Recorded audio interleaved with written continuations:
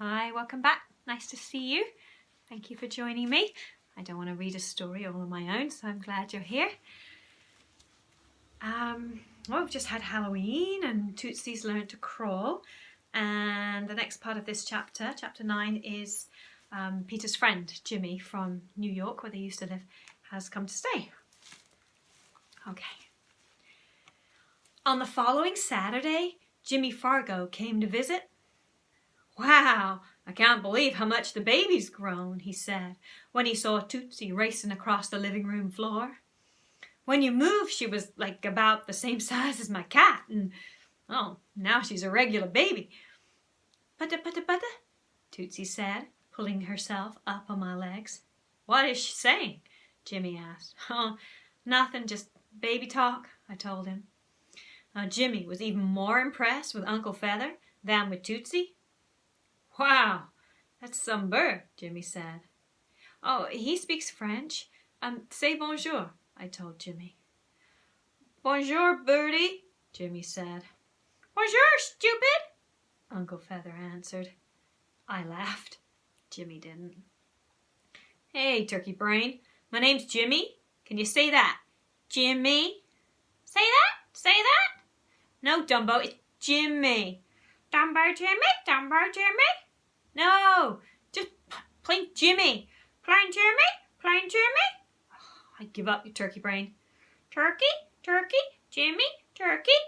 "Stop it," Jimmy shouted. "Stop it, stop it." I quit. Quit, quit, quit. Finally, Jimmy laughed. Some bird. Alex came over to meet Jimmy. He said, "So, you're the great Jimmy Fargo." "Who said I was great?" Jimmy asked. "Well, the way Peter's always talking about you." "Yeah, well, the way he's always talking about you, I figure you must be the great Alex Santo." "I am," Alex said. "Well, then I'm the great Jimmy Fargo."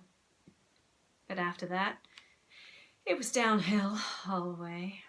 It's hard to be caught in the middle between your two best friends. I think Mom knew I was having a hard time because she said, "How would you boys like to go to the movies this afternoon?" "What's playing?" Jimmy asked. "Oh, Superman," Mom said. "I already saw it," Jimmy said. "Oh, so did I said, "but I wouldn't mind seeing it again." "I saw it twice," Jimmy said. "I never even saw it once," Alex said. "It was better the second time," Jimmy said. "And I bet it will still be better the third time," Mom said. "Okay," Jimmy said, "I'll go." And he bent down to tie his shoelaces. Mom said, "Wonderful! And the three of you can take Fudge and Daniel." I had a quick conference with Alex and Jimmy. "I don't care if Fudge comes with us, as long as I don't have to sit next to him," Jimmy said. "Yeah, same for me," Alex said. "And I won't sit next to the other one either. The other one's a nerd." "Same for me," Jimmy said. I went back to Mom. "Okay, we'll take them, but we won't sit next to them." "No, that's reasonable," Mom said. "It's a deal," I told Alex and Jimmy.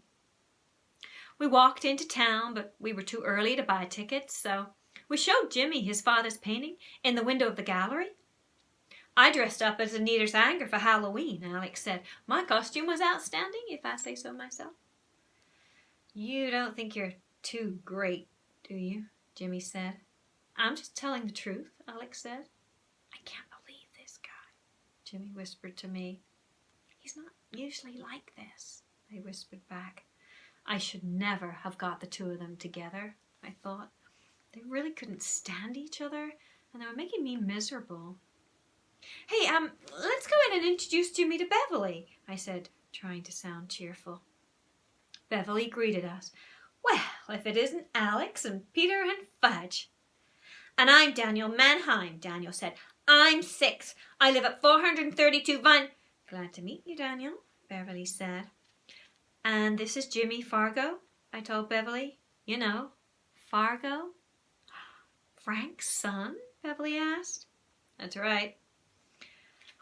"I just love your father's paintings," Beverly said. "They're so original." Yeah, well, he's working on a new one, Jimmy said. It's called Salamis on Parade. Sounds fascinating, Beverly said. Yeah, well, my father likes salami, Jimmy said. Salami and onion sandwiches are his favorite. I don't eat anything with onions, Daniel said. Yeah, we know, I said. Salami and onions, Jimmy said. My father could just live on salami and onions. Beverly laughed. I'll bet he doesn't do much kissing. That's right, Jimmy said. My mother's the one who likes kissing. That's why she moved to Vermont. Well, Beverly said, I'd certainly like to meet your father someday. Oh, maybe we can arrange that, I said, thinking that Beverly and Mr. Fargo might really like each other. And Jimmy must have been thinking the same thing, because he said, oh, he doesn't eat salami and onions every day. On Sundays he eats smoked salmon and eggs. I don't eat anything with onions, lima beans, or peas, Daniel said. I hate crust on my bread, and I only drink chocolate milk. Well, you're a fussy eater, Beverly said. That's right, Daniel said. You want to make something of it? No, Beverly said. I certainly don't. We have to go now, I said. We're going to see Superman? Oh, have a good time, Beverly called. I wondered if anybody ever went into the gallery besides us, because I've never seen a customer in there. So a gallery, you can have big galleries like museums, or you can have small galleries which are shops. So they just display a few pieces of artwork and you go in to buy the piece, to buy the painting. They're usually very, very expensive, and it's true, they're often nobody in the shop at all because, well, there's not that many people who can afford to buy paintings for thousands of pounds. Outside the cinema, a queue had formed. So as we were walking to the end of it, I spotted Joanne McFadden from class. She was with Sharon, who's always looking at the ground or the sky, and Elaine, who likes to punch guys in the stomach. I guess Joanne spotted me too, because she called, Peter, and waved me over to her. Give me your money, I'll buy your tickets, she said. That way you won't have to stand at the end of the line. Mom had given me enough to treat Alex, Jimmy, and Daniel, so I passed the money to Joanne and stood right behind her. When the wind blew, her hair hit my face, and I didn't move, even though it tickled my nose. Well, Elaine said, after we had our tickets, aren't you going to introduce us to him? And she nodded in Jimmy's direction. Oh, yeah, sure, Jimmy. Meet Elaine, Sharon, Joanne. Jimmy looked at Sharon for a long time. Sharon looked at the sky. I'm Daniel Mannheim, the little creep said. I'm 6. I live at 432 Vine Street. That's nice, Elaine said. And who are you? She asked Fudge. Fudge Hatcher. Oh, your little brother? Joanne asked me. Uh-huh. I never knew you had such an adorable little brother. Joanne had never said so many words to me at once. Fudge smiled. Adorable, that's me. And I'm Daniel Mannheim. I'm 6. We know, Elaine said. Well, you want to make something of it, Daniel said in his best tough guy voice. Yeah, Elaine said. Put 'em up. And she made 2 fists and held them to Daniel's nose. Daniel started to cry. Don't hit me! Please don't hit me, I'm only 6. And he covered his face with his hands. I'm not going to hit you, you goof, Elaine said. I only hit guys my own age. Right, Alex? And with that, she belted Alex in the gut. Oh, cut it out, you, Alex shouted. And then he shouted a lot of good words at Elaine. Daniel jumped up and down singing, oh, he said a bad word, he said a bad word. Shut up, Daniel said. Elaine said to Daniel, or I will slug you. You promised you wouldn't, Daniel whined. I'm only 6, remember?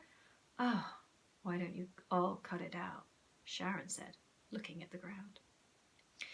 We went inside and stopped at the candy counter to buy popcorn and Coke. Then we found seats for the kindergarten babies, got them settled, and crossed over to the other side of the theater where we found an empty row for the 6 of us. Alex went in first, then Jimmy, then me, then Joanne, Sharon, and Elaine. I wondered if Joanne had planned to sit next to me the same way I had planned to sit next to her. When the movie started, Joanne offered me some of her popcorn, And when I reached into the carton, our fingers touched. Then I offered her some of mine, so our fingers touched again. By that time, my fingers were covered in grease, but who cared? I began to relax, concentrating more on sitting next to Joanne than on the movie. But maybe that was because I'd already seen it. Then, right when Superman was about to kiss Lois Lane, I felt something icy cold slithering down my back and I let out a yelp. Fudge was hanging over the back of my seat with a handful of ice cubes from his Coke. "Hi, Peter, you little..."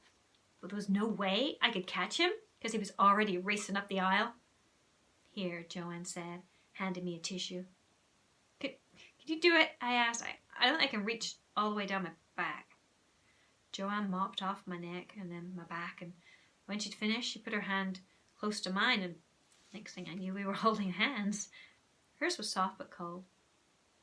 When the movie ended, Joanne, Sharon, and Elaine walked home in one direction, and we walked home in the other. "So, what's it like to be in love?" Alex asked me. "What are you talking about?" I said. "What are you talking about?" Alex mimicked. And Jimmy said, "Yeah, so when's the wedding?" "Oh, cut it out, will you?" I said. By the time we got home, Alex and Jimmy were laughing and talking as if they'd been best friends for about 100 years. And so then I felt left out. Dad had cooked a big pot of spaghetti and Daniel was eyeing it until Mum told him how many onions had gone into the sauce. Not only that, but Mum had made a plate of peas as a side dish. And that was funny because we never have anything with spaghetti but bread and salad. "I don't eat anything with onions, and I don't eat peas either," Daniel said. "What else do you have?" "Nothing," Mum told him. "Then I guess I'll go home for supper," Daniel said. And I thought I saw Mum smile. After supper, Alex went home to get his sleeping bag, and he and Jimmy both slept on the floor in my room. I wondered why I didn't feel better about the two of them now being friends. Well, just because they liked each other didn't mean they didn't like me, but I had a hard time convincing myself.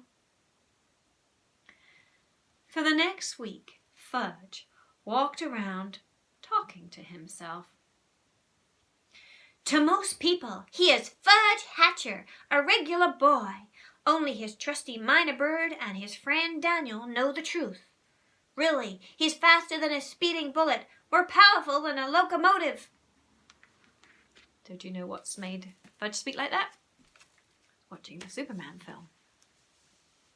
He's sort of imagining that he's got superpowers now. "Do you remember when I was born?" he asked me one morning. "Yeah." "Did I really grow inside of Mommy?" "Yeah." "Oh," he said, sounding disappointed. "Why?" "Well, because if I did grow inside of Mommy, then I can't be from another planet." "Yeah, take it from me," I said. "You're definitely from Earth." A few days later, Daniel told Fudge that he had been adopted as a baby. "So Daniel might be from another planet," Fudge said.